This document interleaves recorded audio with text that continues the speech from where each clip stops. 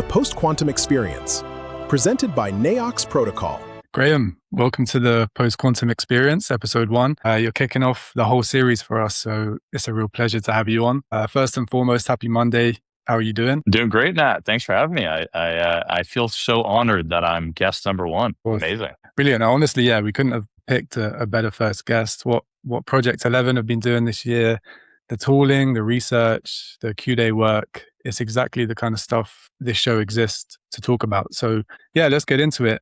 I'm aware you've been in the industry for some time, a bit of an OG, so to speak. So if you don't mind, take me and the audience back, walk me through your career, how it all started, the different chapters along the way, and what eventually brought you to focusing on the quantum risk and what you're building now with Project 11. For sure. Yeah. So I took economics in university, graduated in 2013, knew I wanted to go into finance, was super obsessed, wanted to be kind of like Wolf of Wall Street, but like pre that, more like Gordon Gekko, money never sleeps kind of thing. And I was like, all right, this is going to be so much fun. And then got to Bay Street in Canada. I'm originally Canadian. And it was just so boring. I was just super bored, kind of sitting there, making a couple phone calls, watching markets. It was not really what I thought it was going to be.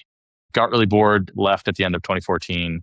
And I actually was planning to go into like health and nutrition. I've always been an athlete my whole life. I was a hockey player growing up, and that was what I wanted to do. But right when I left finance, I feel like Warren Buffett's cloud was no longer hanging over my head, where he was telling me that Bitcoin is rat poison and, it's just some kind of scam. So I finally actually learned about Bitcoin at the end of 2014. And then when I say actually learned, it was a real technological innovation. It wasn't just some penny stock that goes up and down. It's a real piece of new, exciting technology.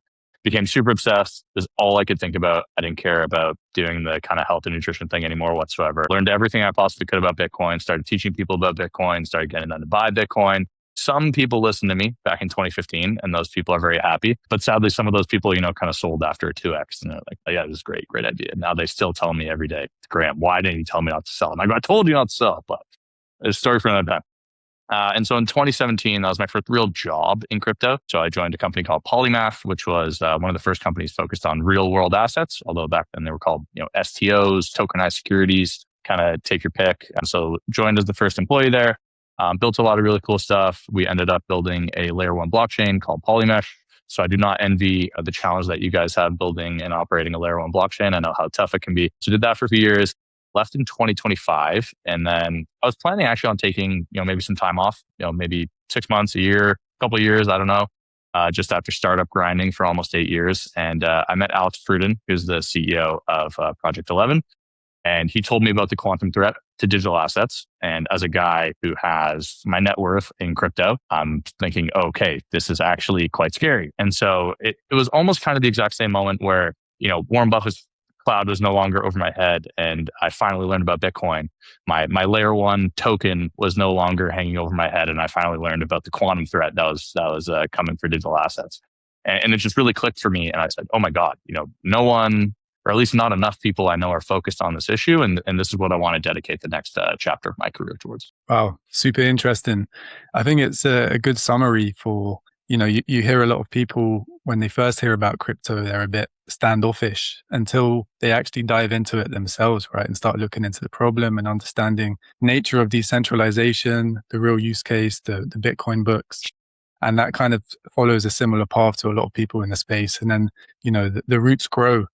So it's interesting to see your journey from that to now working on, the biggest threat the industry has ever faced. Really, there's been a lot of threats and attacks and hacks and bans over the last however many years since Bitcoin came into existence. But I think it's, not wrong to say that, in 2026, the biggest threat to the industry we work in is quantum. So yeah, super interesting. Thank you for sharing. So I guess, Let me set the scene, because 2026 has been pretty relentless when it comes to quantum computing and a lot of things. I know it's not the easiest market we're working in terms of, trading and volatility and volume. There's a lot of sell pressure.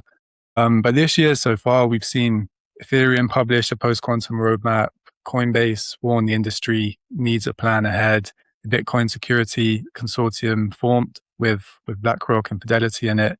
Your own report at Project 11 putting Q-Day at 2033. Correct me if I'm wrong there. and Trump signing the executive orders forcing federal agencies onto post-quantum cryptography by 2030, and also them developing their own quantum computer. And I think even Google itself set a 2029 deadline to migrate internally. And yeah, it's not just the US, the UK, the EU, China. They've all got, national quantum programs and migration timelines of their own.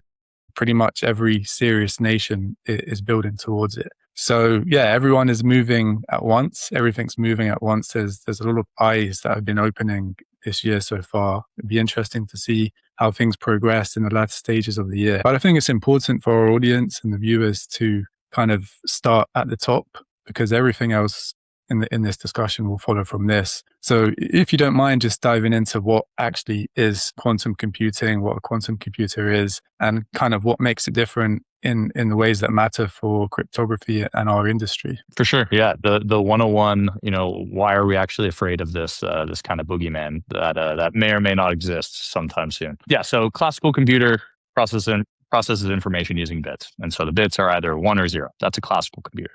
But a quantum computer takes advantage of quantum properties. And so they have quantum bits or what we call qubits. And so those can behave like sort of a combination of 0 or 1, and they can become correlated with each other through a property called entanglement. And so there's all this kind of scientific stuff. I'm not a quantum physicist. I don't pretend to be. I don't play one on the internet or anywhere else. And so the way that I think about it is quantum computers can do different things than regular computers can do, or classical computers. And so the reason why we, or myself, my company, a lot of people in the digital assets industry, and people in cryptography more broadly, anybody who's doing anything on the internet or on any secure system, why we're afraid of a cryptographically relevant quantum computer is that one day there will be, almost certainly, a cryptographically relevant quantum computer. What does that mean? There's this one algorithm that quantum computers can theoretically run very well, and it's called Shor's algorithm. It was developed a long time ago, I think 1994 or something like that. And so if a cryptographically relevant quantum computer can run Shor's algorithm for a long enough period of time, it can go backwards down the supposed one-way cryptographic function that goes from private key to public key. And so anybody who's used crypto, they have a public key. It's this long string of characters, and your private key that's associated with those 24 words that someone might have written down, or seed phrase or something like that. Your private key is this really long string, and it uses a cryptographic function to go from the really long private key to a public key. You can share your public key anywhere. It's how you receive funds. It's how you can send funds. But the cryptographic function is only supposed to go one way. That's what keeps it secure. You have the secret, that's yourself. And then through cryptography, you go from the secret to the public thing that you can share with people to send funds or receive funds. The scary thing is that Shor's algorithm on a powerful enough quantum computer can go the other way. So anytime there's an exposed public key on any blockchain, whether it's Bitcoin, Ethereum, Solana, take your pick. If a quantum computer gets that exposed public key, it can go backwards down the supposed one-way function, get the private key, send all the assets anywhere they want. And so I hope that's kind of like, that's the way I think about quantum computers, why they're important and why they matter for digital assets. And so at Project 11, we actually maintain a database called the Bitcoin Risk List, where we keep track of all the exposed public keys on Bitcoin specifically. And there's about 7 million Bitcoin that are associated with public keys that are exposed right now. And so theoretically, one day soon, a powerful enough quantum computer could come by, get all 7 million of those Bitcoin and send them wherever they want. And so that's like the catastrophic danger scenario that we don't want. That's nothing to say about Ethereum. It's nothing to say about Solana or to say about stablecoins or any other infrastructure that could all be wrecked essentially by a cryptographically relevant quantum computer, because the one-way function that's supposed to exist, private key to public key, can be reversed by a powerful enough quantum computer. Absolutely. And I think we'll maybe dive deeper into the Bitcoin debate, which is super controversial at the moment. But yeah, I appreciate your definitions, man. It's super, super in depth. I think to add on, I guess the unfortunate truth, which I think surprises people, is that, the cryptography protecting nearly every crypto wallet was designed in the 70s and 80s, right? RSA, I believe, was 1977 and elliptic curve was 1985. So as you were saying, your public key comes from your private key, and going backwards is supposed to be impossible. A normal computer would be guessing one at a time for longer than the universe has existed. But a quantum computer doesn't guess one at a time. It moves in sequence. And in 1994, as you were saying about Shor's algorithm, Peter Shor worked out how to point that exactly at this problem. So the maths to break it is 30 years old. The only thing missing is the machine. And the machine is, advancing and expanding at a rapid scale. So I guess moving on, why is a public blockchain like Bitcoin or Ethereum uniquely exposed? I mean, you touched upon it a little bit there to quantum risk, but why is it worse than, let's say, the banking systems, financial systems, and, healthcare and so on? What makes public blockchains uniquely exposed? Yeah, there's a really common thing that I see a ton on crypto Twitter, and especially kind of like Bitcoin maxi Twitter, so to speak. I had a great tweet the other day, the Venn diagram of people that told you to trust Cold Card and the people who are downplaying the quantum threat is a perfect circle. So, but yeah, there's a lot of people who really do not want quantum computers to exist. And so they'll say things like, Bitcoin is the last thing a quantum computer will hack. They're going to get your 4-digit banking PIN code way before. And it's just totally a myth. Absolutely false. For example, there are quantum computing companies who theoretically have, salvaging lost coins on their potential roadmap. It's a way they view as potentially making money by having a quantum computer is salvaging old coins, whereas they don't have, let's say, hacking a JP Morgan bank account on their roadmap. Like they have never, ever once discussed anything remotely close to that. But so I think the big reason is I always demonstrate this with an example. So let's say, like someone has a powerful enough quantum computer, they somehow figure out how to hack into your bank account. And they try to wire 100% of your assets to a bank in a foreign country that you've never transacted with before. What's going to happen? The bank is going to look at that and go, no, that's insane. We're not just going to allow this transaction to happen. A human being is going to call you on the phone, say, hey, are you actually trying to do this? We might need you to come in and verify. We might need you to bring your passport to a banking branch location and actually say, yes, I'm 100% sure I want to send all my money to a foreign country. That's not how crypto works. With crypto, the sole determinant of ownership and who can send funds associated with a public key is the cryptography that's used. And so if you have the private key, you can send the funds. There's no bank manager, there's no tripwire that's going to say, this is a strange transaction. Let's block this for a day or so. Just the cryptography determines who owns the asset. And so, yes, are the nuclear launch codes potentially at risk, so to speak? Yeah, sure. But like when the first quantum computers are going to run, they're going to be very expensive and it's going to take a lot of time. Although, scary enough, Google posits in their latest paper that are very scary. But so let's say Google's wrong. Let's say it's not 9 minutes. Let's say, it takes a month. Let's say it takes a week to attack. You don't want to risk spending $100,000 or $1 million running a quantum computer for a potential pot of gold at the end of the rainbow. But with every Bitcoin address that's exposed, you see exactly how much money you're going to win if you successfully get the private key from the public key. So it's just it's like the most amazing honeypot of all time. Like I've seen a lot of things online where people go, maybe Satoshi was a time traveler from the future who really wanted to accelerate quantum computing development because it's like the perfect thing for a quantum computer to attack. It's like, here is the exact bounty you will receive. Here is the exact public key you need. It's right out in the open. It's never been rotated. It's not going to rotate. Whereas the banking system, for example, has all those kinds of checks and balances. They're not going to allow you to send your whole balance on a random Friday afternoon without calling you first. And the cryptography used in banks and in any online infrastructure, except for crypto, is constantly changing. So when you do like a TLS handshake, for example, with your bank, like they're going to change that key after you use it once. Whereas with Bitcoin, Ethereum, Solana, it's almost kind of understood that you just sort of keep $1 billion at the exact same cryptographic key for 10 years, which is really, really weird to think about when you talk to anybody not in crypto. And so I guess those are kind of the main points where we hear that all the time. Oh, the banks are going to fall first and then Bitcoin's the last thing on the quantum computer's mind. No, it's definitely first. Yeah, I guess that's the nature of decentralization. Right? It's like it has its pros and cons, and that's certainly when it comes to the quantum threat is a con. So yeah, super interesting. I think we've covered the landscape. Now we can get into some of the fun stuff.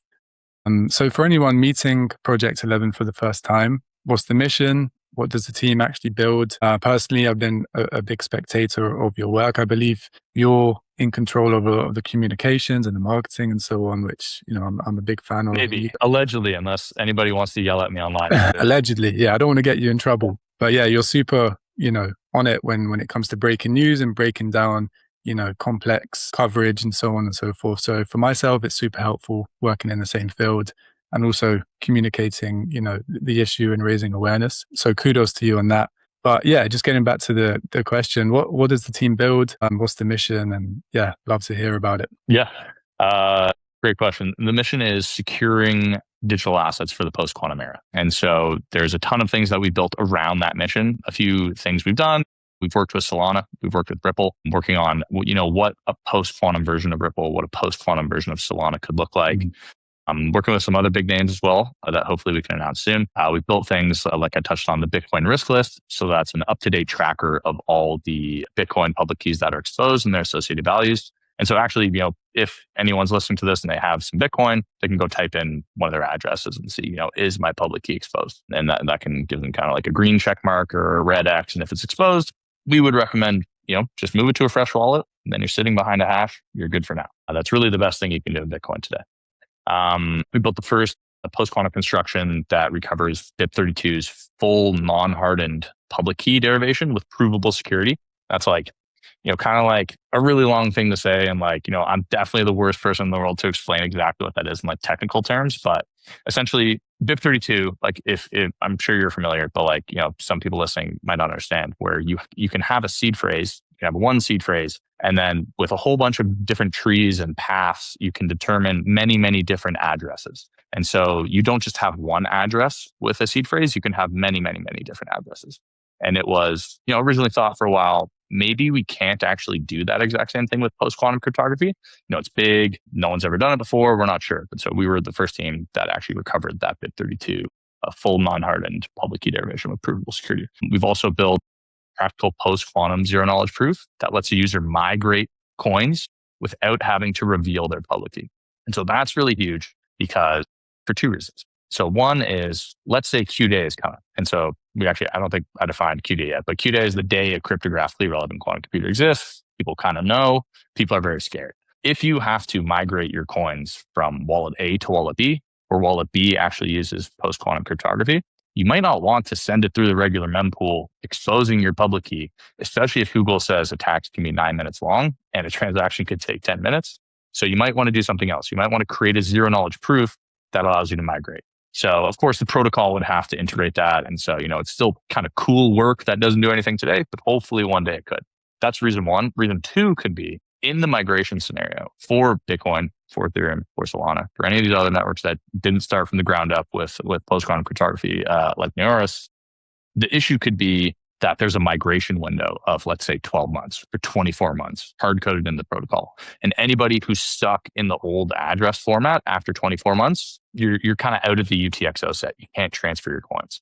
This could be a way for those users to still migrate.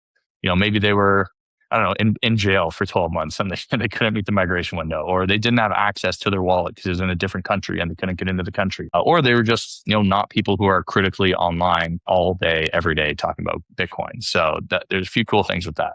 We built a post-quantum cryptography registry. We built NLDSA-B, which was a faster version of the NIST standardized NLDSA, with Zuko from Zcash and JP Almasan from Taurus. We built Yellow Pages, which was the first audited version where someone could cross-sign with both your existing key and a future potential post-quantum key, essentially the timestamp today and say, if a quantum computer comes, I want to at least today prove that I had control of this account at this moment in time. And here's where I want to migrate my coins to in the future. And so I just said a ton of stuff. And I feel like a lot of times at Project 11, we're just like the meme where it's like, hey, how's it going, son? And then the son's just like, Dad, I just got to ship. And it's like, you're just shipping all day. You just got to ship infinite stuff. But so we shipped a ton of really cool stuff that we're really proud of. Most importantly, we have a new product coming out soon that will probably be considered our sort of flagship product. And so I'm not going to say anything more than that. But we're really excited to announce that at some point this year. Are you sure you don't want to reveal it to the audience here? I am sure.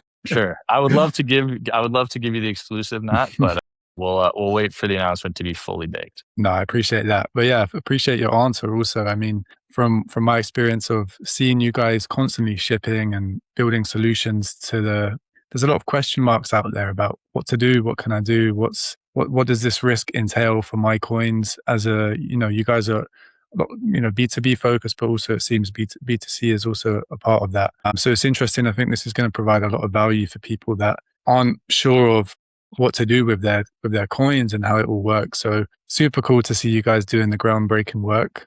And I think you touched on it a little bit in your answer as well about the partnerships with XRP, Solana, and others. And I've read up a little bit about it, but maybe you could break down a little bit about the XRP Foundation, the XRP Ledger, and how does securing an established chain like XRP for the quantum era, what does that involve in practice? A lot of work. So I think one of the reasons that excited me about joining Project 11 in the first place is I still feel like everybody is underestimating how hard this problem is. It's been really reassuring to see there's now a bunch of blockchains that were using classical cryptography, whether it was ECDSA or EDDSA, but they're using elliptic curves, and they're finally coming out and saying, all right, cool, we're going to add a post-quantum signature type to our blockchain. All right. But still, every single user has to migrate their coins. What exactly does that look like? Are there wallets that can do that easily? Are there ways that people aren't going to, shoot themselves in the foot and accidentally lose their coins in the process? Which custodians are supporting the new account types? Or is it just the protocol at this point and everybody has to self-custody on some mysterious like CLI on their computer they're not super comfortable with? And so it's a lot of work. So what we've done specifically with Ripple to date, so we designed, implemented a proof of concept, a hybrid post-quantum solution for XRPL. And so we benchmarked and deployed this kind of hybrid scheme with the Lithium. We demonstrated dual-signed consensus and validation performance on a DevNet, and then designing a kind of post-quantum custody wallet prototype. And so that's probably a pretty good idea for anyone, any blockchain, any protocol that's thinking of, what's step one. Look at what a hybrid signing scheme might look like, or what a full scale, all post-quantum version of your blockchain might look like, and then look at some wallet infrastructure. I'd say that's probably a good first step for anybody. Super interesting. And I guess we can extend this to the Solana partnership, if you don't mind maybe diving a bit deeper into it. Because it's, slightly different. XRPL, I believe, is, more of an institutional settlement layer. And then obviously Solana is built for raw speed and is known for that. And post-quantum signatures are bigger and heavier, as we know at NaoX. So what did you learn from going from one to the other? And, what did the Solana partnership entail, or what's it entailing? Yeah, so a lot of similar work with Solana, where we built the first post-quantum testnet for Solana. And so the big issue that everybody's having right now is, as you mentioned, these post-quantum signatures are really big. They're really slow. And so not only does it slow down a blockchain where you want to have massive throughput, like something like Solana, but it also messes with the wallet infrastructure too. And so like there's huge problems across the whole entire layer of the stack. And I think that's been one of the biggest misconceptions as well in this post-quantum migration for most of these existing chains is, okay, cool. We kind of control X, we take out the old scheme and we just plop in the new scheme. Cool, done. Let's go. We're post-quantum. It's like, there's a lot of work across the whole entire layer of the stack, across many, many different dependencies, across wallets, across nodes, even like block explorers, things like that, how they're going to sniff like these new transactions and these new transaction types. There's just so many different things that need to be done. And so, we've done kind of step one with both Solana and Ripple. Might end up working with a few other folks, but that's where most of the chains are at right now is kind of step one, seeing what a testnet looks like. Some have gone a little bit further and they've actually deployed post-quantum cryptography on their chain, but it's not really being used in any meaningful way by anybody on any chain at this point in time. So still many months or years away against a backdrop, as you mentioned, where, maybe it's 2033, maybe it's 2029, maybe it's 2030 for a cryptographically relevant quantum computer. And so we're starting to get into the danger zone. And so we feel like everybody needs to work a little bit more quickly and diligently on this problem. Yeah, I guess that was kind of going to be my next question, because you're working with two of the, the big dogs that are in the space. And you mentioned maybe they're not super aware of the urgency that's needed to tackle this task. So how do you feel like the big players are tackling it or responding to it? Do you think they are aware of how soon Q Day is? Or do you think, it just depends on the project? I'd say it totally depends. Everybody's all across the board. Sometimes we'll run into something where, we'll talk to, a layer one foundation or somebody like that, a big protocol, stablecoin company, something. And, someone, VP of engineering will say, guys, this is the most important problem we have to focus on. We have to put 100% of our resources toward this. We need to get this done now. And then, the CISO will say, quantum's fake. What are you talking about? And so it totally depends. And it's not even necessarily like institution specific or project specific. It's almost individual specific at every different org. And so the urgency still, in our opinion, isn't there for almost anybody, but it's happening and it's starting to change. And I think the Google paper and the Oratomic paper, which came out the same day earlier this year, really jump-started a lot of work by a lot of people. And so that's been really reassuring to see. Is it's gone from this sort of, maybe quantum is 10 years away. We'll kind of deal with it then. I've got bigger fish to fry right now this year on my roadmap, to now, okay, yeah, we have to do something begrudgingly almost. It's like, okay, yes, we'll do something. We have to, it seems like everybody else is doing it. So sure, we'll do it. We don't want to get left behind. But that's kind of the vibe that I would say I'm getting. Yeah, I agree with that. I guess it's such a huge engineering challenge. It's like when the man went to the moon, it was an engineering challenge for all those years until it was succeeded. Or, obviously it's a controversial topic. Some people believe that happened or it didn't, but there's a lot of engineering challenges that, are a question mark until they're done. So I guess this is just another major engineering challenge for a quantum computer to break this cryptography, but also for the systems of defense to ensure that they can't. So, whether it's 2029, 2030, be interesting from your perspective, what it would take for, let's say, Q-Day to be 2029. Like what needs to happen? What's going to happen? There are multiple companies, multiple quantum hardware companies where if they hit their current roadmap, it'll be 2029. So like, I think people are still working on such outdated information because the space moves so quickly. For example, the Google paper updating attack times to 9 minutes. The required number of qubits coming down by 10x.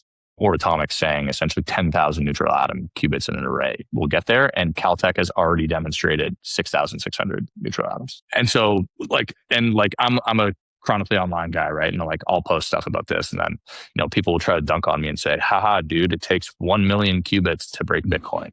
And they're only at 4 qubits. And I'm like, dude, you're operating off 5-year-old information in a space that moves really, really quickly. It's sort of like, it's very comparable to people still thinking they can dunk on AI, and saying, haha, AI hallucinates a lot. And it's like, not that much anymore. Yeah. It's really good for almost everything. It's amazing.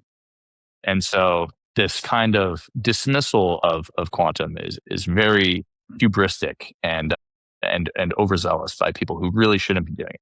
Because everyone said, maybe AI will come soon. Sure, AI sucks. ChatGPT, hockey stick. And it's like, maybe quantum will come soon. Sure, like show me it can break like 150 bits and then maybe I'll care. 256 bits.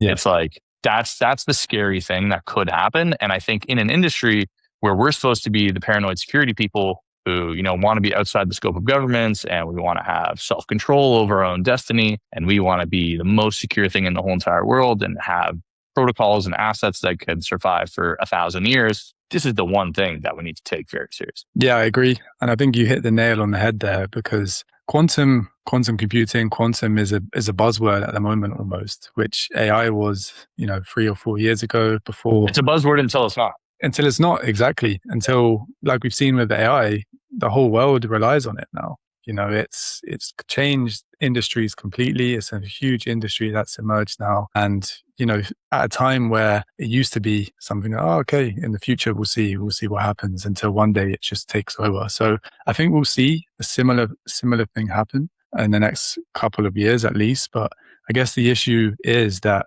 the quantum computing market is owned by a select few vendors and big players that necessarily don't want to share access to it right now. So I know there are several companies that are potentially working on democratizing access to quantum computers and potentially bringing quantum compute on chain to our industry, which would be super interesting.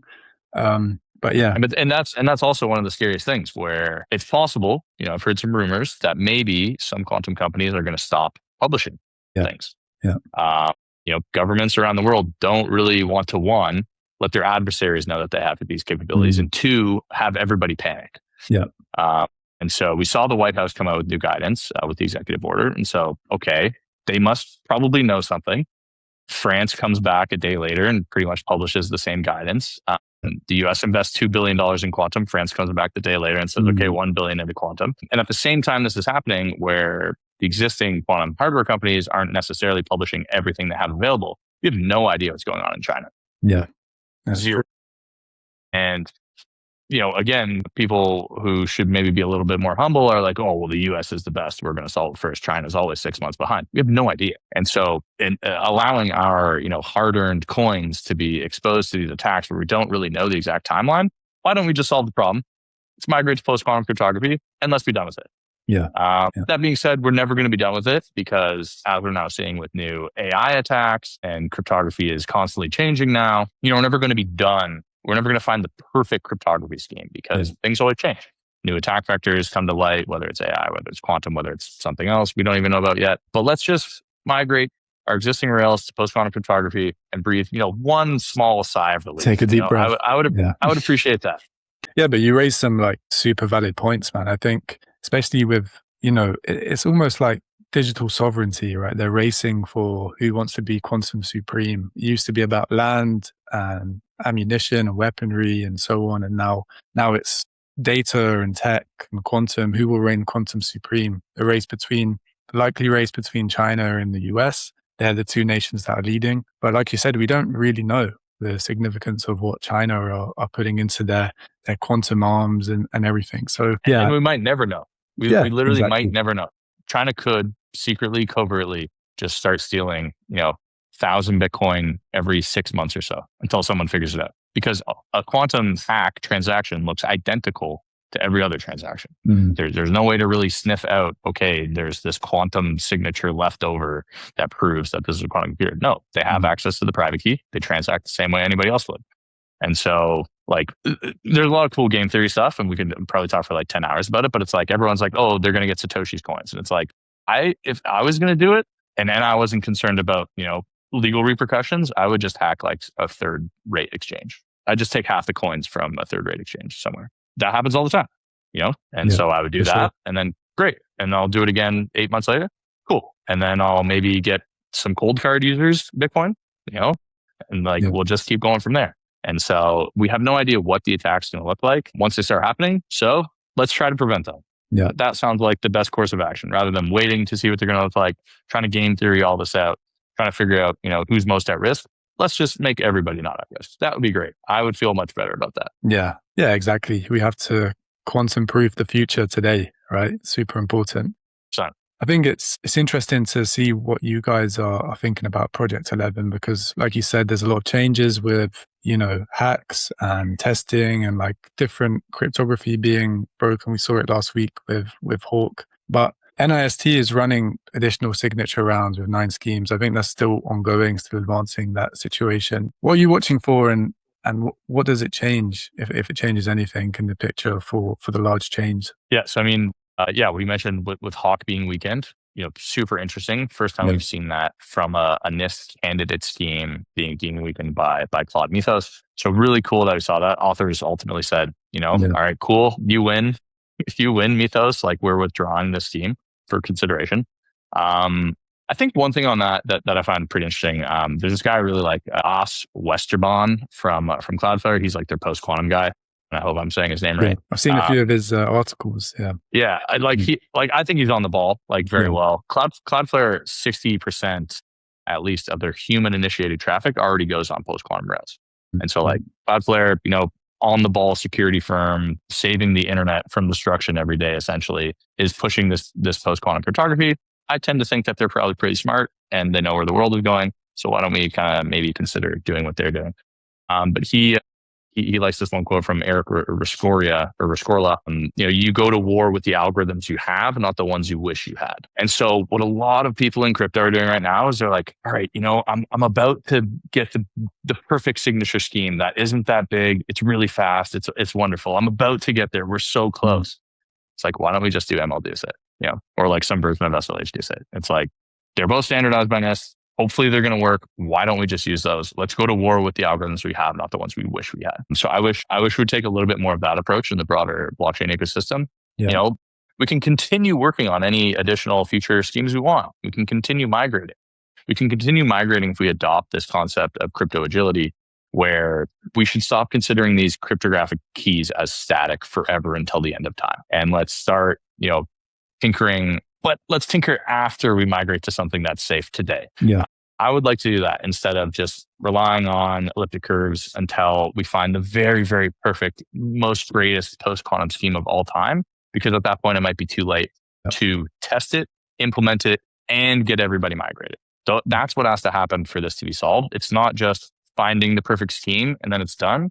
No, you have to find the perfect scheme, you have to test it, deploy it, implement it, have all layers of the stack adopt it, and then every user to migrate from A to B. And so this is going to take a long time. Let's start working on it right now. Indeed. Baby steps, but big baby steps. Yes, definitely. Yeah. I think you just touched on it at the start a little bit about Bitcoin's exposure. And I know it's a super hot topic, super controversial. There's some naysayers that think, there's a long way off. Some, like ourselves, believe the opposite. But exposed public keys, dormant coins, and a network with no real, leadership structure. What does a realistic migration path look like for the Bitcoin that's at risk? Yeah. Well, so 7 million Bitcoin at risk. Go check the Bitcoin risk list from Project 11. The concern is that, let's say the quantum hardware companies' timelines are roughly accurate. Okay, well, SegWit kind of took 14 months. Taproot took kind of 4 years essentially to get that through. BIP 110 failed, didn't activate. And so it is hard to make changes to Bitcoin. And in my opinion, that is a good thing. It should be hard to make changes to Bitcoin. But this is maybe the one time where we need to kind of put our differences aside and understand the entire world is migrating to post-quantum cryptography. Google, Microsoft, Cloudflare, US government, French government. Everyone is understanding that this is the way the world is moving. So let's get on it and let's do it. Really, what does the migration path look like? We need a BIP. There still isn't a BIP with a post-quantum signature scheme that can be added to Bitcoin. I don't know when it'll come. I don't know who will be the party that does it. We've seen lots of things around that, but until we get that, we can't really make a fair assessment of, okay, let's go with this thing, and here's what the migration path is going to look like. So, again, we're still a while away from getting that, and I'm starting to get nervous. And I would love to see a post-quantum BIP, even if it sucks. Cool, someone put a garbage BIP up, and then let's tear it down and let's make a better one. But so I'd love to see some more work on Bitcoin improvement proposals with actual signature schemes that are post-quantum being proposed in Bitcoin, and then we can go from there and we can make something better. We can say this sucks, or we can say, here's what's good about it, here's what's bad about it, tweak it, and go from there. But we need to start seeing more of those. Yeah, I agree. It's getting a little bit nervy. So hopefully some movement, can happen soon. And the work you guys are doing, hopefully will play a huge factor in, people's comfort levels, I guess, but also in, what they can potentially do and look to do in the future. So Graeme, I've been really enjoying the conversation so far. Super insightful. I hope the audience can take a lot from it. We'll be doing a lot of post content about this, clipping up and so on and so forth as the weeks go by when we release the episode. But we end every episode the same way, so listeners can compare answers across the series. So from your perspective, one piece of advice from your experience in business, in life, in crypto, anything you can sit with the audience. One thing that I always think of constantly is go get stuff done. Do it now. There are so many people who feel like they don't have agency in their lives. They feel like they need permission to go do things. They feel like, they're not the kind of person who can have authority in a given arena, and they're not the kind of person who can go get something done. But you can just go do stuff. Go do stuff. You don't need to ask anybody. The world can be shaped according to what you want the world to look like. You don't have to be affected by how the world is. You can actually affect upon the world. And so go do stuff. Go write the song you want to go write. Go start the company you want to go write. With AI now, you can literally start anything you want so easily. It's amazing. Go tell that girl that you like her or whatever. Tell your boss that you have a really cool idea that you weren't sure about, but now you really want to do it and you think it'd be amazing for the company. Go do stuff and go do it now. Don't wait. Life's too short. You don't want to be sitting there on your deathbed going, oh man, why didn't I do that one thing? You can just go do it. And you might fail, but that's fine. Go do it. Like you'll enjoy your life so much more. I'm ready to take over the world now after that. You started a podcast, episode 1, There right we go. here. There we This thing didn't exist in the world before, but now it exists. That's great. Awesome. There's a podcast. Go do the thing that you've been putting off. Go get it done. Do it now. Stop waiting. I love that. I mean, there's a lot of contemplation in the world. Some people just think and Too think much. and think and Too much. Yeah, We gotta be biased for action maxing. You know, just go do stuff. It's okay if you mess it up. Just go do it. Amazing. Couldn't agree more, to be honest with you. And yeah, the last question, which you don't have to necessarily answer if you don't want to, but you know, if you're comfortable answering, your Q-Day prediction, a year and why? Or you can say around. All right. So no. So I mean, not a lot of people are saying this year. So if I say it and I'm right, I'm a genius. So let's go 2028. And so if I'm right, smartest person alive, cool, genius. If I'm wrong, everyone's like, yeah, well, his company like probably told him to say that anyway. And he's just talking his book because his company maybe makes more money if Q-Day is sooner or something. So let's go 2028. If I had to like bet on a prediction market for the most likely year, I'd probably go more like 2032. That feels kind of right to me. But again, we're not necessarily going to know when it is. True. And that's the scary thing. And so we can bet on it. What I wanted to do, and like a cool idea for an actual prediction market would be, you know, you put some Bitcoin as a bounty in a key with a provable length of something like, you know, 200 bits instead of 256 bits. You can't really break that classically, but a quantum computer could. And so having some kind of like laddered prediction market where you can put a bounty for, you know, 150 bits, 180 bits, 200 bits, 240 bits, then we could start to see, okay, maybe 256 bits is coming. But if I was a quantum computer company, I wouldn't steal the bounty because I'd just wait for the mother load at 256. Yeah. So it doesn't necessarily work, but I don't know. Bunch of cool ideas. Super cool ideas. Polymarket, Kaushi, if you're listening. It would be sick. But so yeah, 2028, because then I'd be the smartest person ever if I'm right. I don't think so. I wouldn't bet on it, but I would maybe bet on 2032 or at least before 2035. I would probably bet on that. And I know our CEO, Alex, has a bet with a couple people before 2035. Really? Okay. Interesting. Yeah. Well, time will tell. You know, you might not be far off. I feel 2029, but, you know, we shall see. I think I got one more thing. It doesn't matter. Yeah. I think that's the most important thing. It doesn't matter because the risk is there. Indeed. Great thing that I was at a conference. Robert Mishnick, head of digital assets at BlackRock, he was like, imagine you're a general in an army and you get intel that there's going to be an attack this evening on your base. It's most likely going to be 3 a.m., but it could be as early as midnight and it could be as late as 6 a.m., but most likely 3 a.m. A lot of people in crypto are like, okay, cool. Let's go set all the guards up outside at 2:59 a.m. because we don't want to do any extra work before we have to or something.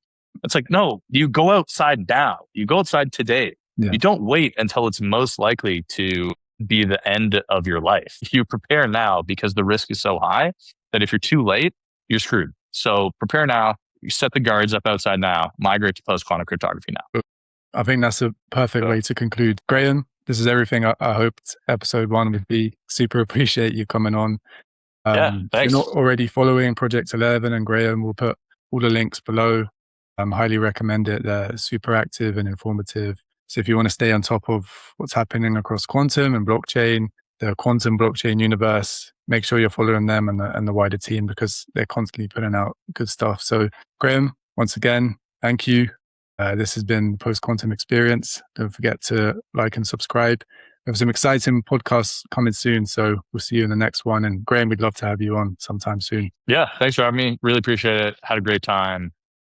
Definitely coming back if you'll have me at some point. For sure. Cheers, guys. See you soon. The Post Quantum Experience, presented by NaoX Protocol.